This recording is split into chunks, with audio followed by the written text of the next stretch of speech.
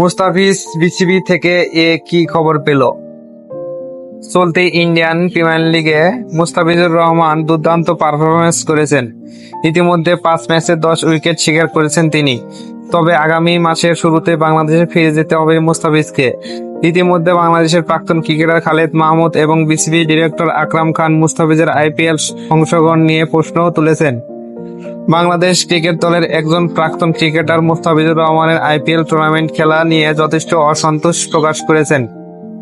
এ মৌসুমে মুস্তাফিজকে পার্পল ক্যাপের দাবিদার বলে মনে করা হয়েছিল। অন্যদিকে বাংলাদেশের প্রাক্তন ক্রিকেটার খালেদ মাহমুদ মুস্তাফিজের অংশগ্রহণ নিয়ে যথেষ্ট অসন্তোষ প্রকাশ করেছিলেন। খালেদ মাহমুদের সাফ কথা, ফ্র্যাঞ্চাইজি ক্রিকেটে খেলার আগে দেশের কথা অবশ্যই মাথায় রাখতে হবে। মুস্তাফিজুর যদি গোটা আইপিএল টুর্নামেন্ট খেলতে পারত তাহলে আমি সব থেকে বেশি খুশি হতাম, কিন্তু বাংলাদেশকে নিউজিল্যান্ডের বিরুদ্ধে খেলতে হবে, আর আমাদের কাছে মুস্তাফিজের মতো 10-12টা বোলার নেই। আইপিএল টুর্নামেন্ট থেকে শেখার মতো ওর আর কিছুই নেই। ফলেও ও যদি আইপিএল টুর্নামেন্ট খেলে তাহলে বাংলাদেশের ক্রিকেটের আখেরে ক্ষতিই হবে। বন্ধুরা, প্রতিদিন খেলার আপডেট জানতে আমার চ্যানেলটি সাবস্ক্রাইব করে রাখুন।